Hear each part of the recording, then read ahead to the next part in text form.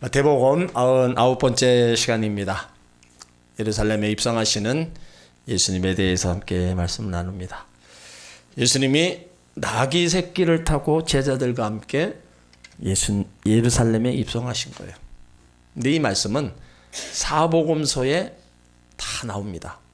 마가복음 11장에 나오고 누가복음 19장, 요한복음 12장에 다 같이 기록되어 있어요.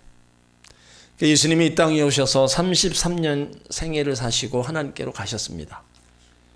그러니까 예수님의 33년의 생애를 마무리하는 시점에 이제 한 주간이에요. 그 한 주간 유월절을 지키기 위해서 많은 사람들과 함께 예루살렘으로 올라가고 있습니다. 자, 1절을 읽습니다. 저희가 예루살렘에 가까이 와서 감람산 벳바게에 이르렀을 때 예수께서 두 제자를 보내시며 예루살렘에 가까이 와서 예수님의 죽음이 가까웠다는 이야기입니다. 예수님이 벳바게에서 예루살렘 올라가실 때 유대 최대 명절 유월절입니다. 그 유월절이 되면 30km 이내에 살고 있는 유대인들은 모두 예루살렘에 와서 절기를 지키고 제사를 드렸습니다. 그러니까 유대인들이 유월절 절기마다 예루살렘에 와서 절기를 지킨 데는 두 가지 의미가 있어요. 해방의 감격을 잊지 말자는 거예요. 430년 그 바로의 밑에서 신음하던 조상들을 모세를 통하여 출애굽시킨 날입니다. 그래서 하나님이 기적을 기념하는 날이에요. 광야 40년 불기둥, 구름기둥, 만나와 메추라기 반석에서 물을 내 먹이시고 하나님의 능력과 사랑과 보호하심을 영원히 잊지 말자. 그것을 기념하는 절기가 유월절입니다. 어떻게 그걸 잊겠어요? 우리나라 해방 잊을 수 있습니까? 그들은 430년, 우리는 36년. 그 해방의 날에 우리는 직접 그 자리에 없었지만은 거기에 우리가 방송을 통해서 보면 온 나라가 다 태극기를 들고 만세를 불렀던 그런 날이 우리가 결코 잊을 수 없는 날입니다. 그리고 유대인들은요, 이 예배 정신 때문에 유월절을 철저히 지켰어요. 그 유월절에 예루살렘을 성산, 시온산, 거룩한 도성이라고 불렀습니다. 예루살렘이야말로 정치, 종교, 문화, 경제 수도인 것뿐만 아니라 하나님께 예배드리는 예배의 중심지로 믿었습니다. 그러니까 예배다운 예배를 드리려면 예루살렘에 가서 드려야 된다. 그래서 유월절만큼은 다 예루살렘 성으로 다 모이는 거예요. 그러니까 예배의 근본 정신, 예배는 우리가 할 수만 있으면 성전에서 드려야 됩니다. 물론 신약에 와서 두세 사람이 모인 곳에 주님이 같이 계셨다 말씀도 하지만 그래도 우리가 하나님의 전에 와서 예배 드려야 되는, 또 하나님 전에서 예배를 드리는 거하고 내가 있는 처소에서 예배를 드리는 거 마음가짐부터가 다릅니다. 코로나 한참 때 유튜브로다가 앞에 놓고 우리가 그런 적도 있었죠. 근데 다 하시는 말씀들이 예배가 안 된다. 그거 들여다보고 있다가 또 일 있으면 딴 곳에 갔다 오고 화장실도 갔다 오고 물 먹으러도 갔다 오고 이건 예배가 아니다. 그러니까 우리가 성전에서 예배를 드려야 될 이유가 있는 거예요. 우리가 맛있는 거 먹으려면 어디로 갑니까? 네? 전문집을 찾아가잖아요. 왜 찾아가요? 네, 맛있게 먹으러 가는 거예요. 네? 그러니까 예배를 예배답게 드리려면 우리가 성전에 와야 되는 거예요. 응? 괜히 오는 게 아닙니다. 괜히 맛있는 집 찾아가는 거 아니에요. 응? 성전에 계시는 하나님, 그곳에서 예배하는 자들 하나님이 보시고 은혜를 더하여 주시는 거예요. 그리고 이 감람산은 약 800m 정도 되는 산인데 그 올리브 나무가 많아서 올리브산이라고도 불렀어요. 그러니까 감람산으로 올라가면 동쪽으로는 요단 계곡과 사해 바다가 보이고 남쪽으로는 유대 광야가 보이고 서쪽으로는 예루살렘 정경이 보인다는 거예요. 그리고 마태복음 24장 3절에서 이 감람산에서 예수님이 이제 세상 종말에 다시 재림할 것에 대해서 제자들에게 말씀하신 장소입니다. 그리고 벳박에 베다니와 예루살렘 사이에 있는 작은 마을이에요. 거기 도착하셔서 하신 일이 두 제자를 보내시는 거예요. 근데 이 두 제자가 누구인지에 대해서 확실치가 않아요. 베드로냐 요한으로 두 사람이냐, 야고보와 요한 두 사람이냐, 아니면 20장에 소경 눈을 뜬 그 사람이냐, 이 견해가 많습니다. 아무튼 제자들을 보내면서 이제 말씀하시는 거예요. 자, 2절을 읽습니다. 이르시되 너의 맞은편 마을로 가라. 곧 메인 나귀와 나귀 새끼가 함께 있는 것을 보리니 풀어 내게로 끌고 오너라. 자, 여기서 예수님의 그 전지전능하심을 발견합니다. 그러니까 저쪽에 보이는 거 그냥 끌고 오너라 이게 아니잖아요. 마을에 들어가면 나귀와 나귀 새끼가 있을 테니까 풀어 끌고 오라. 근데 거기 그 두 제자도 어떤 토를 달지 않아요. 그냥 예하고 마을로 들어간 거예요. 그러니까 예수님이 말씀하신 것에 대해서 그대로 믿은 것을 볼 수 있습니다. 자, 그럼 왜 예수님이 나귀를 끌고 오라고 그랬을까? 말을 타고도 행차하실 수도 있는데 왜 나귀 새끼를 끌고 오라냐?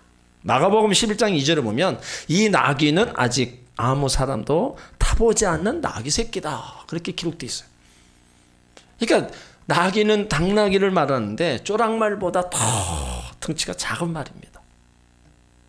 그러니까 나귀 새끼를 타신 예수님, 바로 평화의 왕임을 알게 되는 거예요. 예수님은 평화의 왕으로서 사랑으로 세계를 지배하십니다. 평화, 히브리 말로 샬롬, 안전하다, 완성하다, 보답하다는 뜻으로 성경에서는 평화, 평강, 화평 이걸로 번역되어 있어요. 근데 이 평화를 헬라어로는 결합하다는 뜻을 갖고 있어요. 그러니까 하나님과 사람 사이 정상적인 관계가 되어 있을 때 그때 이루어지는 평화, 그 행복을 말합니다. 그러니까 예수님이 나귀를 타신 것은 아무도 타보지 않는 나귀 새끼. 그러니까 나귀 새끼는 나약함, 무력함, 무능력으로 의미합니다. 그리고 아무도 타보지 않았다는 것은 순결성, 무경험을 의미합니다. 그 예수님은 나귀 새끼처럼 흠이 없고 경험이 없고 무능력한 같지만 성결한 사람, 깨끗한 사람을 쓰십니다. 약한 자를 들어 강하게 하시고 부족한 자를 들어 지혜로운 자를 부끄럽게 하시는 분입니다. 그러니까 예수님은 최고라고 하는 사람 쓰지 않습니다. 무능하다, 약하다. 그런 사람을 들어서 그 최고다. 그런 사람을 부끄럽게 만드는 거예요. 완벽하다고 믿는 사람, 허점이 많다고 고백하는 사람, 완벽하다. 그거보다 허점이 많은 사람을 더 들어서 잘 믿는다고 생각하는 사람보다 늘 부족하다 여기는 사람을 쓰신다는 거예요. 이 나귀 새끼는 주님을 위해서 준비된 어린 나귀였습니다. 그리고 이 말씀은 이미 성경에 다 이미 기록되어 놨어요. 자, 스가랴 9장 9절을 한번 보세요.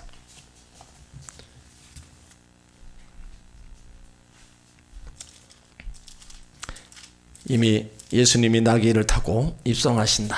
그것을 성경에 이미 기록해 놨어요. 그 성경이 이제 그대로 그 예언이 이루어지게 하신 겁니다. 자, 스가랴 9장 9절 1321쪽입니다. 자, 같이 있습니다. 시온에 따라 크게 기뻐할지어다. 예루살렘에 따라 즐거이 부를지어다.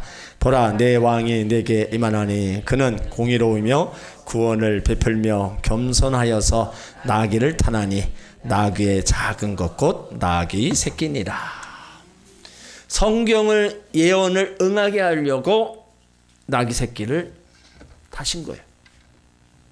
그리고 참된 왕의 모습이 이 어린 나귀 속에 담겨 있습니다. 나귀는요, 아무나 끌 수 있어요. 누구라도 가까이 할 수 있는 동물입니다. 이거는 예수님은 왕이신데 누구나 가까이 할 수 있는 왕입니다. 병든 자이든 죄인이든 버림받은 사람이든 가난한 사람이든 어린아이까지 다 예수님을 가까이 할 수 있다는 말씀입니다. 또 나귀는 짐을 잘 집니다. 무거운 짐을 끌고 가는 짐승이 바로 나귀예요. 이것의 영적 의미가 예수님은 온 인류의 무거운 짐을 짊어지고 끌고 가셨습니다. 우리의 죄악의 짐, 우리의 근심 걱정의 짐을 홀로 대신 지시고 끌어주시는 분이 바로 예수님이신다는 거예요. 그래서 수고하고 무거운 짐 진 자들아 다 내게로 오라. 내가 너희를 쉬게 하리라. 우리를 초청하고 계시는 거예요. 그리고 나귀는 순종을 잘하는 동물입니다. 주인에게 죽기까지 복종합니다. 예수님도 자신의 생명을 하나님의 뜻에 따라 완전히 내어놓으셨잖아요. 예수님 공생의 기간 동안에 하나님 아버지 뜻과 말씀을 쫓아 죽기까지 복종하신 거, 나귀 새끼와 같은 삶을 살아가신 겁니다. 그리고 우리 나귀는 평화의 상징입니다. 예수님은 이 땅에 평화의 왕으로 오신 거예요. 우리와 하나님 사이, 사람과 사람 사이에 평화를 심기 위해 오셨습니다. 그리고 나귀는 겸손의 상징이에요. 예수님은 낮추셨잖아요. 나는 마음이 온유하고 겸손하다. 누구라도 사랑하고 누구라도 이해하고 누구라도 용서하시는 겸손하신 예수님. 이렇게 예수님이 만왕의 왕이신데도 불구하고 겸손의 나귀 새끼를 타고 예루살렘에 이제 입성하고 계시는 거예요. 그러면 여기 나귀 새끼가 어떤 영광을 받았어요? 예루살렘에 들어가는 영광을 얻었습니다. 나귀 새끼, 예수님을 태웠다 하는 한 가지 이유로 예루살렘에 들어가는 귀한 축복을 받았어요. 그러니까 결국에는 성경에 기록되어지는 귀한 축복을 받았습니다. 여러분, 성경에 아무나 기록되지 않았습니다. 세계를 주름 잡는 정치가들, 그 사람들 성경에 이름이 기록되지 않았어요. 보잘것없는 볼품없는 나귀 새끼가 성경에 기록되어 있는 거예요. 왜요? 예수님께 쓰임받았다는 겁니다. 하나님께 쓰임받은 자만, 하나님의 일을 하는 사람만 성경에 기록되는 거예요. 자, 예수님이 제자들에게 또 3절에 말씀하십니다. 자, 3절을 읽습니다. 만일 누가 무슨 말을 하거든 주가 쓰시겠다 하라. 그리하면 즉시 보내리라 하시니. 나귀 주인이 두 말 없이 주가 쓰시겠다 하니까 즉시 주셨다는 거예요. 자, 여기서 문명인의 헌신의 모습을 또 발견해요. 나귀 주인. 자, 이름 없는 충성자라는 겁니다. 이 사람에 대해서 사복음서가 다 이름이 소개된 것은 한 군데도 없어요. 그러니까 이 사람은 그냥 예수님 말씀대로 오른손이 한 것을 왼손이 모르게 한 사람입니다. 이름도 없이 빛도 없이 충성한 자예요. 예수님의 제자였다고 하는 그 이름, 영예, 명예와 빛, 순교만 해도 영광인데 그들의 삶을 이 성경에 기록해놨다. 대단한 거예요. 오늘날 교회를 위하여 일하는 직분자들, 그것도 영광인데 예수님의 12사도 중에 한 사람이 되었다는 거, 굉장한 영광입니다. 그런데 이 나귀 새끼 주인은 이름도 없고 빛도 없고 그가 누군지 알 길이 없어요. 그리고 또 보상이 없는 봉사자였어요. 나귀는 분명히 재산입니다. 근데 주께서 쓰시겠다 그냥 내놓은 거예요. 아무 계산도 없이 그냥 주께서 쓰시겠다 하니까 아무 말 없이 풀어줬다. 우리 같으면 어떻게 하겠어요? 누가 와서 주께서 쓰시겠다, 나귀 좀 내놔라, 주께서 쓰시겠다, 재물 좀 내놔라 그러면은 우리 마음이 여기 나귀 주인처럼 이러기가 쉽지 않겠죠. 그러니까 우리가 어떤 일을 이렇게 쭉 해나갈 때 내 판단, 이치에 맞아야 우리는 어떤 일을 이렇게 해요.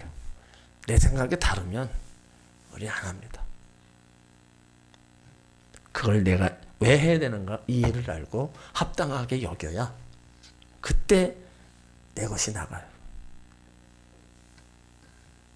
그런데 우리가 하나님 앞에는요, 우리가 될 수 있으면 핑계를 대면 안 됩니다.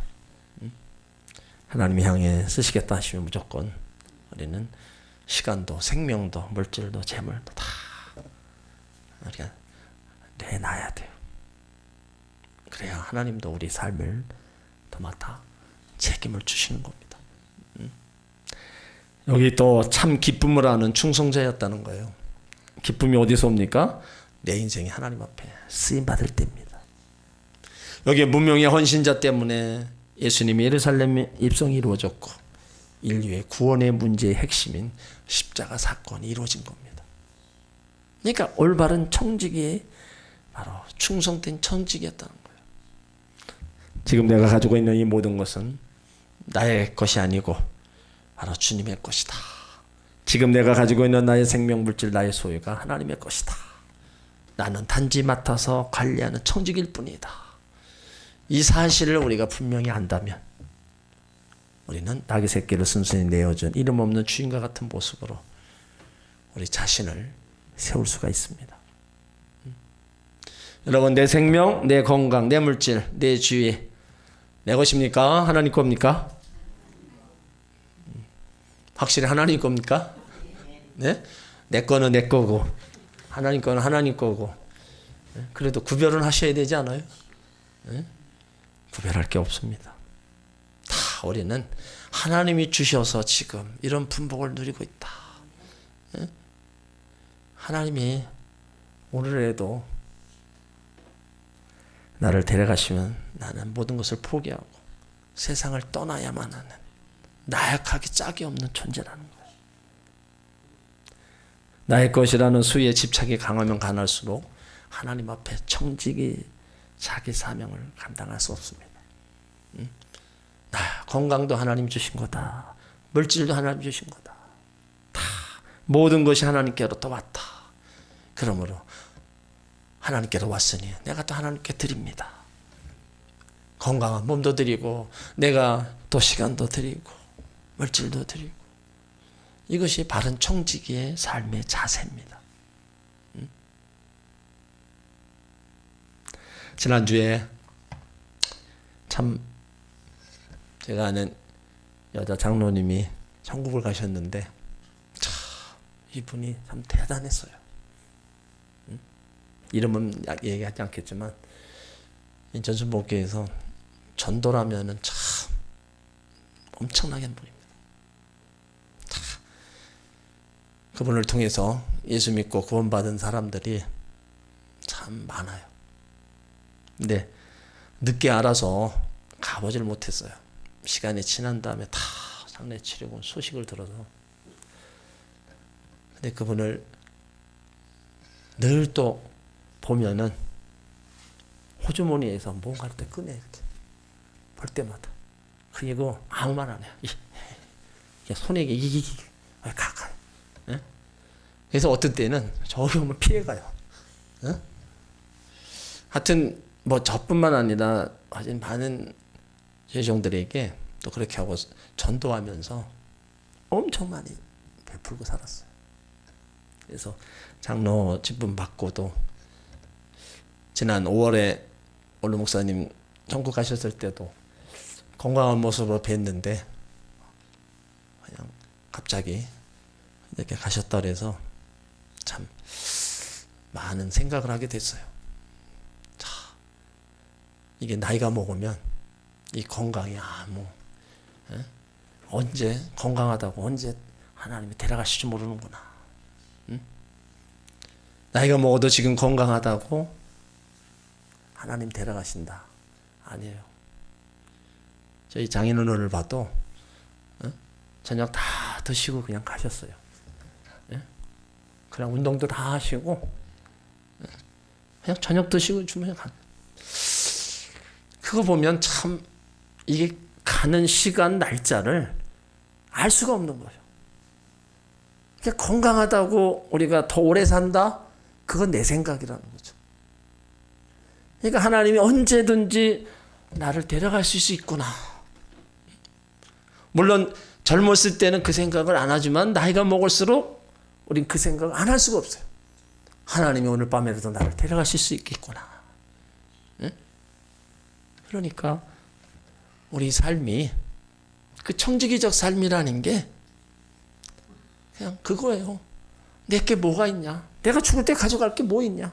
다 두고 가는 거예요. 응? 하나님 오라 하시면 그냥 가는 거. 그런 인생을 우리가 살고 있다면 우리가 하나님을 잘 섬기고 항상 또 주님 맞을 준비하고 우리가 살아야 됩니다.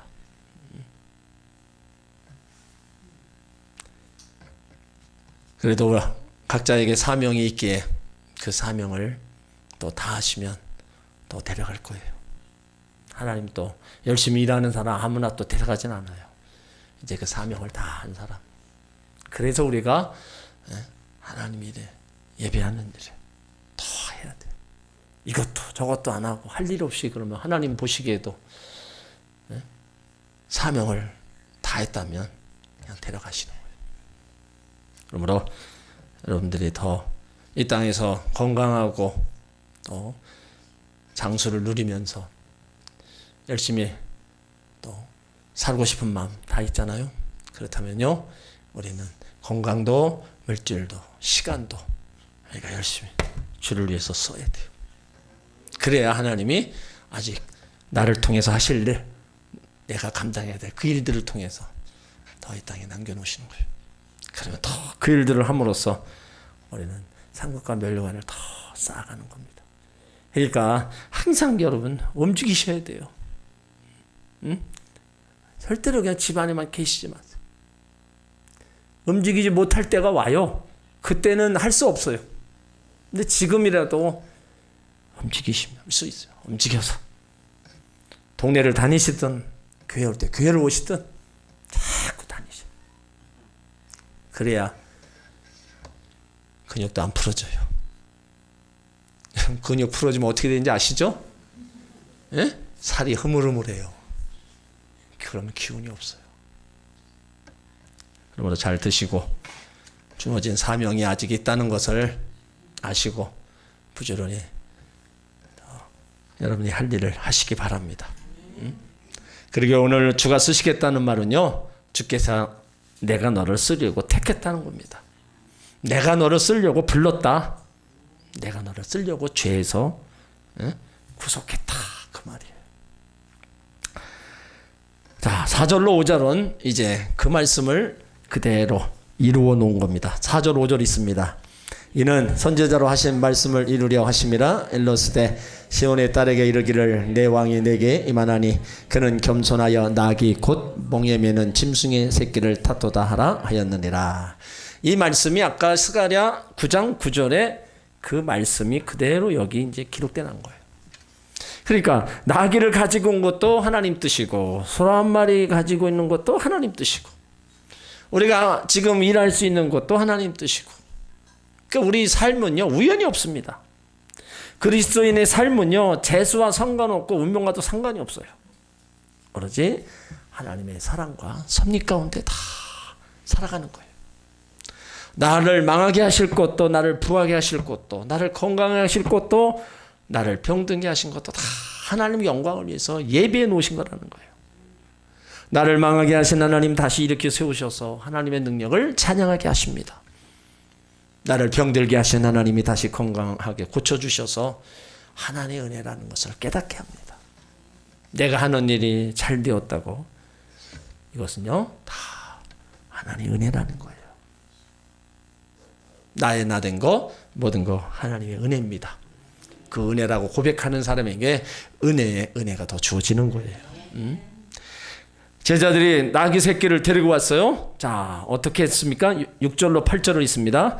제자들이 가서 예수의 명하신 대로 하여 나귀와 나귀 새끼를 끌고 와서 자기들의 겉옷을 그 위에 얹음에 예수께서 그 위에 타시니 무리의 대부분은 그 겉옷을 길에 펴며 다른 이는 나뭇가지를 베어 길에 펴고. 자, 여기서 우리는 헌신을 배우게 됩니다. 바른 헌신은 말씀에 순종해야 된다는 거예요. 제자들이 가서 예수의 명한 대로 하여. 당시 상황으로 봐서 제자들이 망설일 수도 있습니다. 이름도 모르고 얼굴도 모르는 나귀 주인에게 주가 쓰시겠다 나귀를 달라 하면 누가 주겠어요? 의심도 불안도 있었습니다. 그러나 예수님 명하신 대로 행하니까 역사가 일어난 거예요. 그러니까 우리의 신앙생활은 예수님이 말씀하신 대로만 하면 되는 거예요. 거기다 보탤 것도 없고요, 뺄 것도 없고 그냥 하라는 거 하고 하지 말라는 거 안 하면은 그 신앙생활 잘하는 겁니다. 그리고 여기 예수님은 그 나귀 새끼 위에 앉으셔야 되는데 안장이 없어요. 그래서 제자들은 자기 옷을 벗어서 나귀 안장 위에 깔아드립니다. 이것은요, 봉사고 헌신입니다. 하나님은 우리에게 분에 넘게 헌신하고 봉사하라 말씀하지 않으십니다. 우리가 할 수 있는 것 중에서, 내가 가지고 있는 것 중에서 예수님을 사랑하는 마음으로 하면 되는 거예요. 내게 겉옷밖에 없으면 예수님께 그 겉옷을 깔아드리십시오. 그것이 사랑이고 봉사입니다. 그렇게 했더니 무슨 일이 일어나요? 8절에 제자들이 옷을 벗어 나귀 새끼 위에 얹는 것을 보고 그 옆에 있던 무리들도 옷을 벗어 길에 깔았다. 또 길가에 종려나무를 가지를 꺾어서 다 깔았습니다. 여기서 우리의 봉사의 본을 보인 제자들을 보는 거예요. 제자들이 먼저 하니까 그 옆에 있던 무리들도 자기 옷을 다 길에 깔고 종려나무까지 다 예수님 가시는 길에 까는 거예요. 이것의 영적 의미라면 우리 교회 직분자들이 봉사의 본을 보여야 된다는 거예요. 성도들은요, 직분자들의 신앙을 보고 따라갑니다. 처음 교회 와서 앞서서 일하시는 분들의 예배의 모습이라든가 봉사의 모습이라든가 그런 걸 보고 같이 배워간다는 거예요. 그러니까 우리 앞서서 일하시는 분들이 본을 보이셔야 돼요. 그것이 다른 사람들에게 많은 영향력을 끼친다는 거예요. 그리고 그 당시 옷은요, 그들의 신분의 계급장이었습니다. 우리나라도 양반은 비단 옷 입었죠. 하지만 종들은 무명 흰옷만 많이 입었습니다. 그 당시에 이스라엘 거지들은요, 국가에서 주는 겉옷을 입고 다녔다는 거예요. 그래서 그 겉옷을 입어야만 구걸할 수 있었다는 겁니다. 또 이 겉옷은요, 그들이 잠잘 때 담요처럼 깔기도 하고 또 뒤집어 쓰는 그 역할을 하는 거예요. 그런데 그 겉옷을 길가에 지금 깔은 겁니다. 자기들 나름대로는요, 최고의 것을 지금 주님 앞에 드린 거예요. 길가에 겉옷을 폈다. 존경을 뜻하는 표현입니다. 우리나라도 외국 대통령이 오면 그 붉은 카페트 탁 깔고 거기다 이렇게 영접하잖아요. 바로 그거예요. 겉옷을 펴서 예수님을 영접한 거. 최고의 대우를 했다는 겁니다. 나귀를 타고 오신 예수님께 바로 진정한 존경을 표한 거예요. 억지로 동원된 무리가 아니고 강요해서 온 것도 아닙니다. 누가 권해서 한 것도 아니에요. 스스로 겉옷을 펴고 주님 가는 길을 환영했다는 거예요. 이게 나름대로 정중한 예의를 다 한 겁니다. 최상의 것으로 이제 다 드린 거예요. 그러면서 그들이 또 가만히 있지 않습니다. 그를 또 찬양합니다. 자, 9절은 있습니다.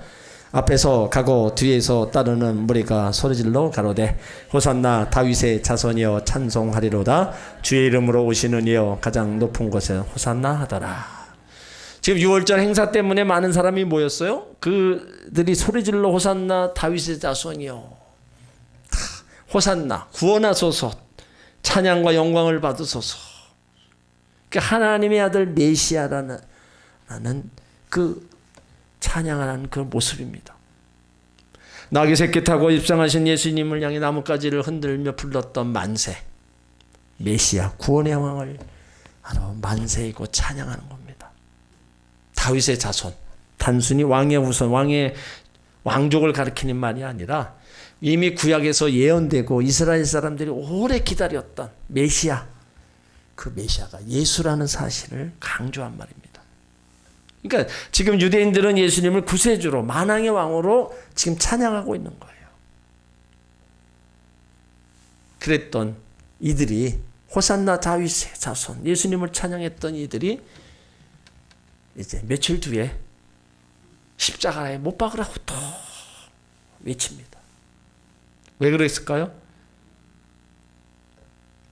그리스도가 자신을 해방시킬 정치적 구원자로 알았는데 그게 아니라는 거예요. 그래서 십자가에 못 박으라고 그 함성을 또 질릅니다. 내가 입성하실 때는 호산나 다윗을 하다가 자기들의 필요가 아니고, 그러니까 또 완전히 극과 극의 행동으로 십자가에 못 박으라고. 여러분, 이게 우리 인간의 마음이에요. 응? 우리 인간은요, 이해관계에 따라 변하는 거예요. 감정에 따라 변하고, 상황에 따라 변하고, 내 필요에 아니면 또 변하고. 우리가 주님을 믿는다고 하지만 우리 마음은 조속 변개라고 합니다. 이게 인간의 한계예요. 안 그래야 되는데도 우리가 그렇게, 여기 유대인들이 지금 모습을 보면서 바로 한 이틀 뒤에 그냥 소리를 질러가면서 또 십자가에 못 박으라고 난리를 치고 있어요. 예수님이 지금은 이제 성에 들어갈 때 이제 10절에 보면요, 예수께서 예루살렘에 들어가시는 원성이 소동하여 가로되 이는 누구뇨? 환영하는 무리가 있었고요, 소동하는 자들이 있었습니다. 누가 소동했냐? 정치가들, 종교 지도자들, 뜻하지 않은 왕의 출현으로 인해서 깜짝 놀란 이제 동요가 일어났습니다. 이는 누구뇨? 그러니까 예수가 실제로 예루살렘에 알려지지 않았기 때문에 그가 누구인지 알려고 하는 것이 아니라 큰 소동을 일으킬 만한 이 사람의 정체가 뭐냐 이거예요. 그래서 그 대답이 11절입니다. 무리가 가로되 갈릴리 나사렛에서 나온 선지자 예수니라. 선지자, 신명기 18장 5절 모세 예언에 나와 같은 선지자 하나를 세울 것이다. 그 선지자가 바로 예수 그리스도를 얘기합니다. 그러니까 모세에게 허락하신 선지자 예수가 오셨다는 거예요. 왕권 선지자, 제사장 선지자, 바로 예수 그리스도. 그러니까 무리들은 종교 지도자들보다 예수님을 바로 알았습니다. 그래서 예수님 때문에 소동이 일어난 거예요. 그 소동이 결국에는 무리들이 일으킨 게 아니라 우리의 지도자들이 소동을 일으킨 거예요. 예수님을 아는 사람과 모르는 사람과의 차이가 있을 수밖에 없습니다. 여러분, 이렇게 예수님이 예루살렘 입성하실 때 이렇게 엄청 소동이 일어났는데, 그러면 이제 다시 오실 예수님이 이 땅에 오셨을 때 어떻게 될 것 같아요? 그때 믿는 자들이 공중으로다가 뿅뿅뿅 해서 다 올라가는데, 그럼 이 세상에 어떤 일이 벌어질 것 같아요? 대실종 사건이 일어날 겁니다. 두 사람이 같이 자고 있다가 한 사람이 없어졌어요. 가만히 있겠어요? 밭을 매다가 한 사람이 없어졌는데 가만히 있겠냐고요. 예수님 다시 오실 때요, 마태복음 25장에 데려감을 당한 다 휴거된다는 거예요. 그러면 그때 이 세계적으로 일어날 일인데 어떻게 되겠어요? 엄청난 소동이 일어날 겁니다. 이때 예수님 처음 예루살렘 입성하실 때 이 소동을 말한 것도 아니에요. 예수님 때문에 깜짝 놀랄 사건이 이제 앞에 터질 거예요. 그러니까 예수님은요, 예루살렘 입성하실 때도 무리들이 알았을 때는 메시아로 알고 또 찬양하고 높였지만 알지 못하는 사람들은 그가 누구냐고 모르니까 그런 소리 하는 거예요. 앞으로 일어날 사건에 대해서 성경을 알고 예수님이 다시 오신다는 그 사건을 알면은 우리는 이런 소동에 남아있는 자가 아니라 바로 주인공들이 될 겁니다. 그 주인공 바로 혼인잔치에 참여해서 다 우리가 예수님의 거룩한 신부로 주님 앞에 서게 될 거예요. 그것이 바로 영광의 날이고 우리 믿는 사람들에게 최고의 소망입니다. 내가 죽었을 때는 죽은 자가 먼저 살아나고 살아남은 자가 나중에 공중으로 들림받아 주와 함께 있으리라. 그러니까 사나 죽으나 예수님이 다시 오시는 그때는 우리의 몸이 신령한 몸, 영화로움으로 변화되어 주와 함께 한다는 거예요. 그것이 데살로니가전서에 말씀하고 있는 믿는 자들에게 주신 소망이고 우리는 그런 약속의 말씀을 믿기 때문에 또 그런 일이 이루어질 거라고 또 확신하기 때문에 우리는 그날을 또 기대하고 우리가 달려가는 거예요. 힘들고 어려워도 우리가 주님을 예배하고 가는 거고 여기까지 주님 붙잡고 가는 거예요. 그날은 누구에게나 다 임한다고 그랬었어요. 한 사람도 빠짐없이 다 임한다. 그렇다면 우리 믿음의 선진들이 그렇게 하나님 섬기다 갔다면 이제 예수님 다시 오실 때는 다 부활해서 공중에서 혼인잔치 때 다 만나는 겁니다. 그래서 예수 안에서의 죽음은 만남이 있다는 거예요. 영원한 이별이 아니라 나중에 천국에서 만난다. 함께 신앙생활했던 분들, 이 땅에서 수고하며 땀 흘리며 눈물을 흘리며 열심히 신앙생활했던 그분들이 천국에서 혼인잔치 때 만나면 얼마나 좋겠어요. 그때 꼭 그 자리에 계시기 바랍니다. 거기에 여러분이 빠지면 안 돼요. 우리는 예수님을 믿고 약속의 말씀을 믿는 자들입니다. 그러면 우리는 끝까지 주님이 그 말씀대로 이루실 것을 믿기 때문에 그 말씀이 이루어질 때까지 우리는 믿음의 길을 계속 가야 됩니다. 힘들어도 가야 되고요. 오늘도 가야 되고 앞으로도 가야 되고 주님 앞에 서는 날까지 이 길을 가야 돼요. 그러면 주님 앞에 서는 영광이 우리 모두에게 임하게 될 줄 믿습니다.